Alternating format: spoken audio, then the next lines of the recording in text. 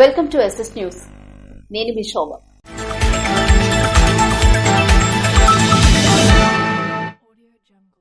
Kolkata trainee వైద్యురాలపై అత్యాచారాన్ని ఖండిస్తూ శ్రీకాకుళం జిల్లా పలాస కేంద్రంలో స్థానిక వైద్యులు, విద్యార్థులు నిరసన తెలిపారు.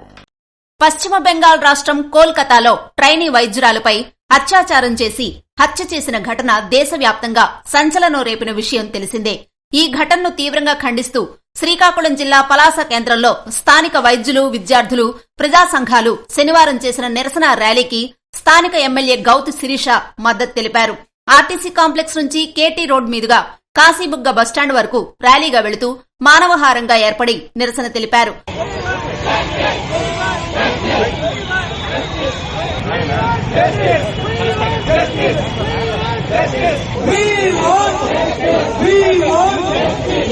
అనంతరం ఎమ్మెల్యే మాట్లాడుతూ రాజకీయాలకు అతీతంగా అత్యాచారం చేసి హత్య చేసిన ఘటనలో నిందితులను తక్షణమే కఠినంగా శిక్షించాలని ఆమె ప్రభుత్వాన్ని డిమాండ్ చేశారు. ఉత్తరాంధ్ర స్థానిక సంస్థల ఎమ్మెల్సీ ఎన్నికల్లో బొత్స సత్యనారాయణ విజయం సాధించారు. విశాఖపట్నం ఉత్తరాంధ్ర స్థానిక సంస్థల ఎమ్మెల్సీ ఎన్నికల్లో ఏకగ్రీవంగా ఎన్నికైన మాజీ మంత్రి బొత్స సత్యనారాయణను మర్యాదపూర్వకంగా కలుసుకున్న మాజీ డిప్యూటీ సీఎం, జిల్లా పార్టీ అధ్యక్షులు ధర్మాన కృష్ణదాస్ మరియు శ్రీకాకుళం జిల్లా వైఎస్సార్ కాంగ్రెస్ పార్టీ నాయకులు. మహిళల భద్రతకు కేంద్ర, రాష్ట్ర ప్రభుత్వాలు ప్రత్యేక చట్టాలు తీసుకురావాలని జనసేన నాయకులు డాక్టర్ దానెట్ శ్రీధర్ కోరారు. రోగుల ప్రాణాలు రక్షించే వైద్యుల ప్రాణాలకే రక్షణ లేకుండా పోయిందని ప్రముఖ వైద్యులు దానెట్ శ్రీధర్ అన్నారు. శ్రీకాకుళం నగరంలోని రిమ్స్ ఆసుపత్రి ఆవరణలో కలకత్తాలో వైద్య విద్యార్థినిపై అత్యాచారం చేసి హత్య చేసిన ఘటనలకు నిరసిస్తూ జూనియర్ డాక్టర్లు చేపట్టిన ధర్నాకు దానెటి శ్రీధర్ శనివారం సంఘీభావం తెలిపారు. ఈ సందర్భంగా ఆయన ధర్నాను ఉద్దేశించి మాట్లాడుతూ నిరంతరం రోగులకు సేవలందిస్తూ ప్రజల బాధలను తొలగించే వైద్యులపై దాడులు పాశవికమైన చర్య అని అభివర్ణించారు. భవిష్యత్తుపై ఎన్నో ఆశలతో వైద్య విద్యను అభ్యసిస్తున్న ఆ విద్యార్థినిపై కొందరు సైకోలు మానవ మృగాల్లా విరుచుకుపడి అత్యాచారం చేయడం అత్యంత దురదృష్టకరమని చెప్పారు. మహిళలకు పని ప్రదేశాల్లో, కళాశాలల్లో రక్షణ కరువవుతుందని ఆవేదన వ్యక్తం చేశారు. కేంద్ర, రాష్ట్ర ప్రభుత్వాలు ఇటువంటి ఘటనలు జరిగినప్పుడు విచారణ చేపట్టి చేతులు దులుపుకోవడం ఆనవాయితీగా మారిందన్నారు. ఇటువంటి మానవ మృగాలను కఠినంగా శిక్షించాలని డిమాండ్ చేశారు. తన ఆసుపత్రిలో మహిళల కోసం ప్రత్యేక గదులు నిర్మించాలని, సీసీ కెమెరాల ఏర్పాట్లు చేసినట్లు చెప్పారు. మహిళల భద్రత విషయంలో పూర్తి స్థాయిలో శ్రద్ధ వహిస్తున్నట్లు పేర్కొన్నారు. కలకత్తాలో వైద్య విద్యార్థులపై జరిగిన ఘటనపై యావత్ ప్రపంచం సానుభూతి వ్యక్తం చేస్తున్నట్లు తెలియజేశారు. ఇటువంటి ఘటనల వల్ల మహిళల్లో భయాందోళనలు ఎక్కువవుతున్నాయని పేర్కొన్నారు. ముఖ్యంగా కళాశాలల్లో, పని ప్రదేశాల్లో మహిళలకు పూర్తిస్థాయి భద్రత కల్పించాల్సిన బాధ్యత ప్రభుత్వాలపై ఉందని డిమాండ్ చేశారు. అన్నా క్యాంటీన్ను నిరాటంకంగా నడిపినందుకు గొండు శంకర్ను అభినందించిన కింజరాపు అచ్చెన్నాయుడు.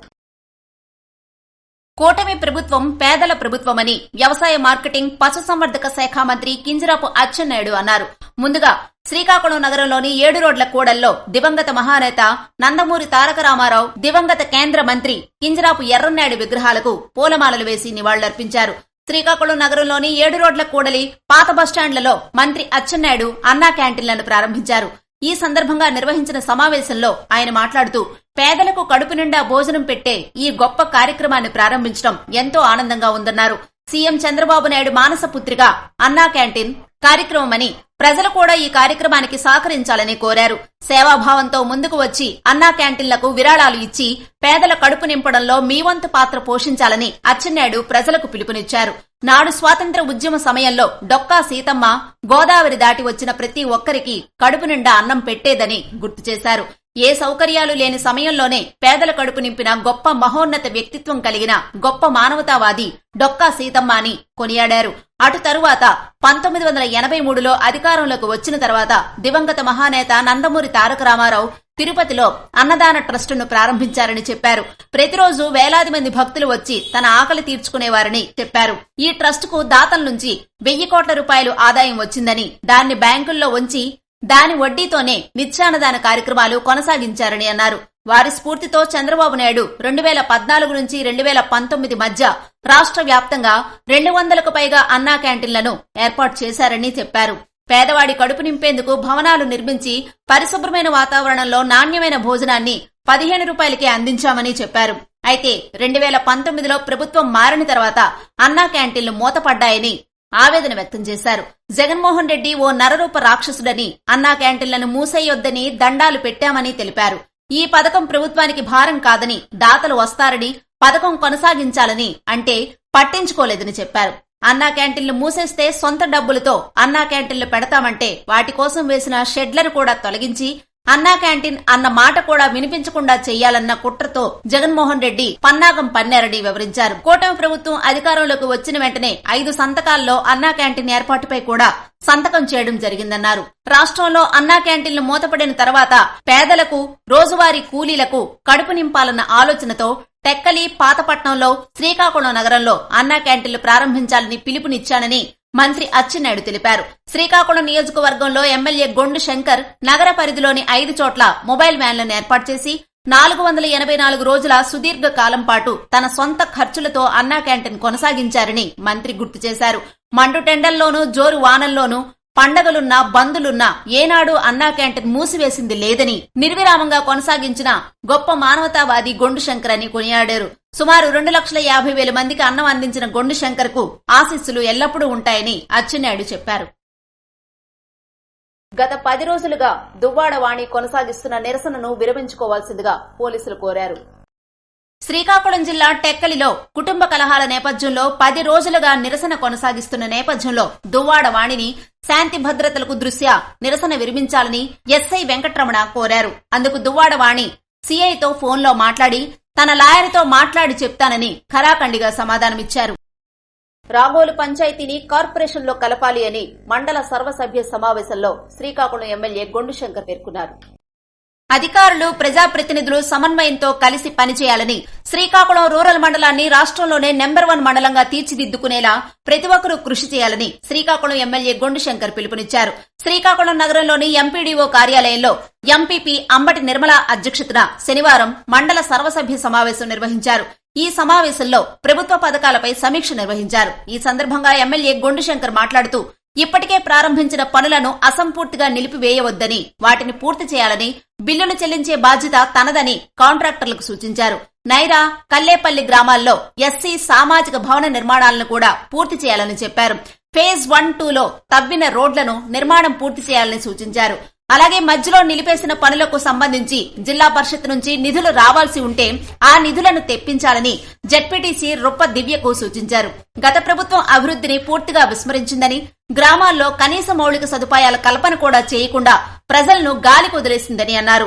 గ్రామాల్లో పూర్తి స్థాయిలో మౌలిక వసతులు కల్పించే దిశగా తాను సహాయ సహకారాలు అందిస్తానని తెలియజేశారు. ప్రభుత్వ పనులకు కాంట్రాక్టర్లకు ముందుకు రావాలని తెలియజేశారు. రాగోలు పంచాయతీని కార్పొరేషన్ పరిధిలోకి తీసుకొచ్చి అభివృద్ధి చేయాలన్న ఆలోచన తనకు ఉందని, ఆ గ్రామంలో సర్వే నిర్వహించి ప్రజల అభిప్రాయాలను తెలుసుకోవాలని గొండు శంకర్ సూచించారు. ఈ సమావేశంలో ఈఓపీఆర్డీ ప్రకాష్ రావు, incharge MPDO Satyanarayana, MRO yes Ganapathi Rao తదితరులు హాజరయ్యారు. తెలుగుదేశం పార్టీ సీనియర్ నాయకులు పిషిని జగన్నాథం నాయుడిని సత్కరించిన రోటరీ క్లబ్ సభ్యులు. తెలుగుదేశం పార్టీ సీనియర్ నాయకులు పిషిని జగన్నాథం నాయుడు, ఆయన కుమారులు చేస్తున్న సేవలకు గుర్తింపుగా శనివారం శ్రీకాకుళం రోటరీ క్లబ్ వారు ఏర్పాటు చేసిన కార్యక్రమంలో పిషిని జగన్నాథం నాయుడుతో పాటు ఆయన చిన్న కుమారుడు, యువనేత పిషిని హరికృష్ణకు షీల్డ్ అందజేసి రోటరీ క్లబ్ వారు దుస్సాలువతో సత్కరించారు. పలాస కాశీబుగ్గ మున్సిపాలిటీ పరిధిలో గల ప్రజ్ఞా కాలేజ్ నందు శనివారం మీకు తెలుసా అనే ప్రోగ్రాన్ని నిర్వహించారు. పలాస కాశీబుగ్గ మున్సిపాలిటీ పరిధిలో గల ప్రజ్ఞా కాలేజ్ నందు శనివారం ఆంధ్రప్రదేశ్ రాష్ట్ర ఎయిడ్స్ నిర్వహణ సంస్థ ఆదేశాల మేరకు జిల్లా వైద్య ఆరోగ్య శాఖ, జిల్లా ఎయిడ్స్ నియంత్రణ సంస్థ వారి సహకారంతో మీకు తెలుసా అనే ప్రోగ్రాన్ని నిర్వహించారు. కార్యక్రమంలో భాగంగా ప్రాజెక్టు మేనేజర్ మాధవరావు ప్రచార మార్గాల ద్వారా నివారణా చర్యల గురించి, హెచ్ఐవీ ఎయిడ్స్ కోసం అవగాహన కల్పించారు. పి ఈశ్వరరావు మాట్లాడుతూ హెచ్ఐవీ ఎయిడ్స్ కోసం తెలుసుకుని మిగతా వారందరికీ అవగాహన కల్పించాలని కోరారు. కార్యక్రమంలో A V K Sastri, T Khageswararao, principal M Madhavarao, project manager మరియు సిబ్బంది పాల్గొన్నారు. సంతబొమ్మాళిలో మహిళా వైద్యులకు ప్రభుత్వం రక్షణ కల్పించాలి అంటూ వైద్యాధికారులు నిరసన తెలిపారు. సంతబొమ్మాళిలో ఆల్ ఇండియా మెడికల్ అసోసియేషన్ పిలుపు మేరకు నౌపడ, దండుగోపాలపురం, సంతబొమ్మాళి, బోరుభద్ర ప్రభుత్వ ఆసుపత్రుల వైద్యులు, సిబ్బంది సంయుక్తంగా నిరసన ర్యాలీ నిర్వహించారు. ఈ సందర్భంగా దండుగోపాలపురం, సంతబొమ్మాళి, నౌపడ వైద్యులు డాక్టర్ సుధీర్, సంధ్య, నందిని మాట్లాడుతూ కోల్కతా ట్రైనీ డాక్టర్ అత్యాచార ఘటనపై నిందితులను శిక్షించి వారికి శిక్ష పడేటట్లు చూడాలని, ప్రభుత్వ వైద్యులకు భద్రత కల్పించాలని కోరారు. ప్రజారోగ్యం మా బాధ్యతని, మా రక్షణ ప్రభుత్వ బాధ్యతని నినాదం చేస్తూ ప్రజాస్వామ్య దేశంలో నేడు స్త్రీలపై ఇలాంటి అకృత్యాలు, ఆసుపత్రుల్లో దుండగల వీరంగం సృష్టించడం బాధాకరమని, చట్టాలు మరింత బలంగా ఉండి దోషులకు శిక్ష పడే వరకు వదిలిపెట్టరాదని తెలిపారు. కలకత్తాలో ట్రైనీ వైద్యురాలపై అత్యాచారం చేసి హత్య చేయడం చూస్తే వైద్యుల ప్రాణాలకు రక్షణ ఎక్కడ ఉందని ప్రశ్నించారు. ఇటువంటి సంఘటనలు పునరావృతం కాకుండా చట్టాలను కఠినంగా అమలు చేయాలని డిమాండ్ చేశారు. వైద్యులపై దాడులను సహించే ప్రసక్తి లేదని తేల్చి చెప్పారు. వైద్యులకు తగిన భద్రత, రక్షణ లేకపోవడం అన్యాయమని అన్నారు. సంతబొమ్మాళి పీహెచ్సీ వద్ద నిరసన తెలిపిన వైద్యులు, వైద్య సిబ్బంది ప్లకార్డులతో ర్యాలీగా సంతబొమ్మాళి బస్టాండ్ వరకు వెళ్లి వీ వాంట్ జస్టిస్, దోషులను శిక్షించాలని పెద్ద ఎత్తున నినాదాలు చేశారు. ప్రభుత్వం స్పందించి వెంటనే దర్యాప్తు జరిపి నిందితులను పట్టుకుని కఠినంగా శిక్షించాలని డిమాండ్ చేశారు. కార్యక్రమంలో వైద్య సిబ్బంది రేజేటి సుబ్రహ్మణ్యం, వెంకట్రావు తదితరులు పాల్గొన్నారు. ఇవి ఇలాంటి వార్తలు. మరిన్ని వార్తలతో మళ్లీ కలుద్దాం. చూస్తూనే ఉండండి SS న్యూస్.